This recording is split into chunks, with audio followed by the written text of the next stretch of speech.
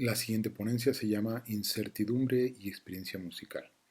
Apuntes sobre la improvisación libre.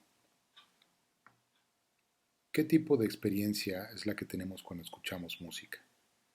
O mejor dicho, ¿qué tipo de experiencia es la experiencia musical? Sin duda existen muchas situaciones en las que lo musical se produce. Se escucha música por esparcimiento individual, se escucha música como parte de rituales grupales de diverso tipo, se escucha música de manera involuntaria. Entonces quizá lo más apropiado sería considerar que las actividades prácticas o experiencias musicales tienen en realidad muchas dimensiones. Dicho esto, quisiera referirme a la experiencia musical bajo la idea que nos ha heredado la tradición europea de la música como arte, es decir, como objeto de una contemplación. Bajo este sentido, la música se nos ofrece como el producto de un quehacer especial, que supone el dominio de cierto lenguaje, la maestría de cierta técnica, una preparación y una disposición particular. Bajo estos términos, la música es algo que se puede apreciar como se puede apreciar una pintura o una obra de teatro. Y como la pintura o el teatro, se trata de algo que debe poseer ciertas marcas para que pueda precisamente ser considerado legítimo. En este punto hay que decir que, a fin de cuentas, este contemplar o apreciar no es un puro contemplar o apreciar en abstracto, sino uno que recae sobre una materia, el sonido. Así, la música es la valoración que se hace de lo sonoro según cumpla en algún grado con las marcas de la musicalidad.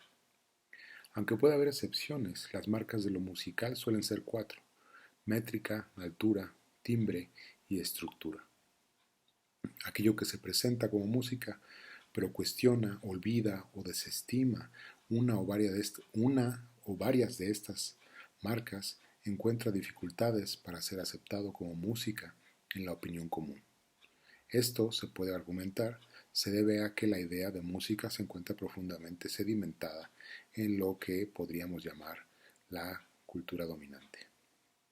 Esta seguridad o certidumbre que nos ofrece la cultura en torno a lo que llamamos música tiene el inconveniente de simplificar el potencial de la experiencia musical. Si, como he dicho, la música es un tipo de valoración de lo sonoro de acuerdo con marcas como ritmo, altura, timbre y estructura, entonces resulta que hemos impuesto un criterio a priorístico al sonido para que pueda devenir música luego de colocado un filtro. La cultura dominante coloca el filtro primero y después deja correr el sonido. Pero ¿qué pasaría si dejáramos ocurrir al sonido primero y solo después nos preocupáramos por el filtro? Esta pregunta resulta un marco idóneo para proponer dos caracterizaciones de música: música que obtiene su legitimidad y sentido en función de su correspondencia con ciertos códigos culturales, por un lado, y música que obtendría su legitimidad y sentido en función de una organización material sui generis y autárquica. En el primer caso, podría hablarse de una experiencia intelectual musical y en el segundo caso de una experiencia sensorial musical.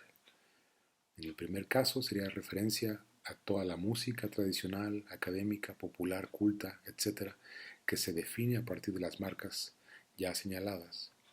En el segundo caso sería referencia a la zona anómala de lo que coquetea con algún género musical sin comprometerse por completo con él. Por ejemplo, el free jazz, el arte sonoro, la música electroacústica, el noise y particularmente la improvisación libre. Ahora hablaré un poco sobre cada una de estas caracterizaciones. Comenzaré por la que refiere a lo que llamo la experiencia intelectual musical. En la primera caracterización, la música correspondería a una noción común. Sin embargo, tendríamos que reconocer que ese ámbito común no es suficiente para establecer delimitaciones precisas, sino que, al contrario, se trata de un ámbito inevitablemente difuso. Paradójicamente, parece evidente, o por lo menos susceptible de una comprobación empírica simple y al alcance de cualquiera de nosotros, que una persona promedio no tendrá mayor dificultad en distinguir entre un sonido musical que podría ir desde una melodía silbada hasta una obra sinfónica y un sonido no musical. Por ejemplo, el ladrido de unos perros o el sonido de motores y bocinas en el tráfico del mediodía en una ciudad. Es decir, a pesar de las diferentes gradaciones que puede haber entre los criterios para designar lo musical, en este primer sentido, la franja en que esas hipotéticas diversas posiciones se conectan continúa siendo suficientemente amplia para que hablemos de una noción común de música. Bajo esta manera de concebirse, lo musical se encuentra unificado por un código que pone en relación el sistema de los significantes sonoros con los sistemas de significaciones abstractas ya mencionadas antes: métrica, altura, timbre y estructura. En este sentido, la música con una M mayúscula que la representa como eh, opinión común, como idea común, es una suerte de metacódigo cultural dentro del cual se dirimen muchísimas variaciones de relaciones a partir de los criterios generales. Sobre esta cuestión me parece aún es necesario y relevante mucho trabajo de descripción. Necesitamos una descripción constante de lo que podría llamarse el espacio semántico de la música occidental. Evidentemente, este ámbito excedería la pura competencia profesional del musicólogo y requeriría la consideración de aspectos de otras especialidades, como por ejemplo la antropología y la sociología, y por supuesto la historia también. En cualquier caso, he decidido reseñar la música en este sentido tradicional para poder justificar su caracterización como experiencia intelectual.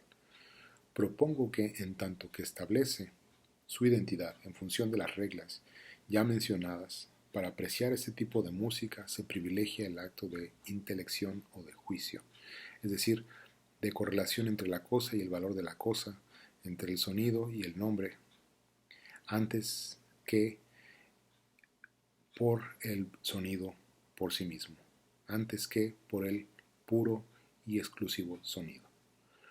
Lo que importa a esta concepción de la música es que precisamente aquello que suena cumpla con el parámetro disponible, que cumpla con lo que podría llamarse un mapa de significación dominante. Y ese es un término que el fundador de los estudios culturales, Stuart Hall, utilizaba para hablar de códigos que informan una manera de interpretar un mensaje en una sociedad. Todas las cosas de significación o de interpretación que desborden los límites de este mapa de significación dominante, deben tasarse, medirse, comprenderse en función de ese centro de gravedad que es el espacio semántico musical occidental. No me interesa hacer algún tipo de valoración moral sobre esto. En todo caso, lo necesitado de una revisión ética sería nuestra propia cultura dominante. Sin embargo, esta identificación de la experiencia intelectual musical es particularmente significativa porque da cauce a una explicación sobre las anomalías musicales. Me refiero a los ya señalados ejemplos del free jazz, la música electroacústica, el noise y sobre todo a la improvisación libre. Ahora, lo que acabo de decir tiene que ver con lo que llamé experiencia intelectual musical y ahora voy a decir algunas cosas que tienen que ver con la experiencia sensorial musical, dentro de las cuales se presenta la improvisación libre. Estas músicas, las que pertenecerían a esta segunda categoría, a esta segunda caracterización, perdón, pueden ser nombradas como tales en contextos muy específicos. Por ejemplo, la academia, los estudios culturales, las investigaciones estéticas, los trabajos de musicología, todos estos ámbitos pueden reconocer en este tipo de expresiones una música, pero no pueden estas músicas aspirar a ese criterio bajo un oído común, es decir, bajo el oído de la cultura dominante. Y esto no puede ser de otro modo, en tanto que sencillamente no poseen las marcas de musicalidad que la idea dominante de música exige. Este es el caso de la práctica musical, que se define como improvisación libre. En ella, a lo sumo, es el timbre aquello que nos podría hacer decir que lo que suena, porque lo que escuchamos es música, el timbre, los instrumentos. En la improvisación libre no existe sometimiento a la métrica, ni a la altura, ni a la estructura. Se trata de un flujo de sonido que va configurando sus alcances, sus intenciones, sus sentidos a la par de la ejecución. Aunque puede haber algunos acuerdos previos, ciertas líneas generales conceptuales o performativas, una buena y significativa parte de las veces quienes interpretan dicha música no saben qué es lo que sucederá, qué registros se tocarán, qué duraciones tendrá la pieza, quién comenzará, quién terminará, etc. Y sin embargo, podríamos llamar a todo esto música. Por supuesto, no podríamos hacerlo bajo los criterios antes señalados, sino que tendríamos que considerar esa música, esas músicas de otro modo. Ese otro modo sería estético. La obra musical ya no como un objeto significante, sino como objeto de una percepción estética. Esto tiene varias implicaciones y una de las más importantes es la de que libera la experiencia musical del mapa de significación dominante del que hablábamos antes. Si la música es considerada en términos estéticos, su sentido está disponible para cualquier persona que esté dispuesta a someter voluntariamente su sensibilidad al sonido que se le presenta. Ante la entrada de lo estético, es importante hacer algunas precisiones. Por estético no me refiero a un criterio de belleza, sino que uso el término en un sentido más etimológico como aistesis o aistesis, que significa impresión sensible, lo percibido como con cualquiera de los sentidos. Sin embargo, aunque más cercano a su raíz etimológica, el concepto de lo estético, como se quiere usar aquí, va más allá de la percepción. Mientras que lo simple percibido es aquello que se presenta a la subjetividad como punto de partida para otros actos, por ejemplo, el juicio o la reflexión, lo estético es aquello que iniciado en la percepción no se dirige a otro lugar, sino que se mantiene dentro de la percepción misma. Esto puede parecer un poco confuso, pero no lo es. Miquel Lufrén, el autor de un texto importante en los 60s, si recuerdo bien, que se llama Fenomenología de la experiencia estética, lo explica de la siguiente manera. Lo que distingue a la percepción estética de la percepción usual es que aquella nunca exigirá otra cosa para acceder al objeto estético más que percibir, porque es en lo percibido donde se revela el sentido y el ser de este objeto.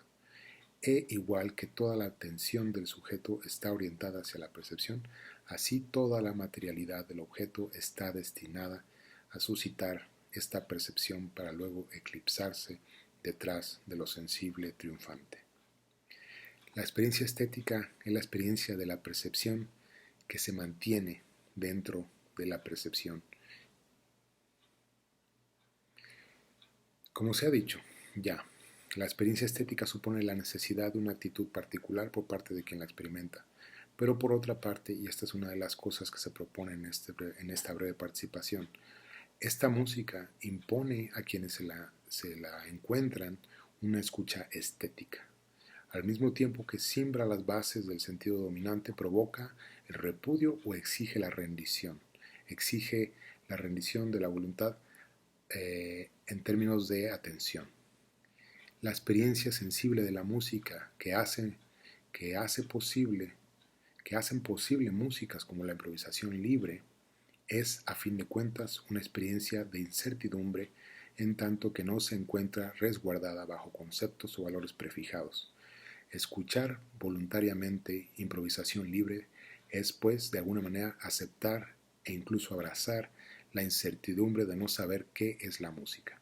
Pero hay que decir también que se trata de una incertidumbre momentánea, porque al final, después de la escucha, la pieza misma entrega su sentido y su coherencia y con ello constituye una idea renovada de lo que es música.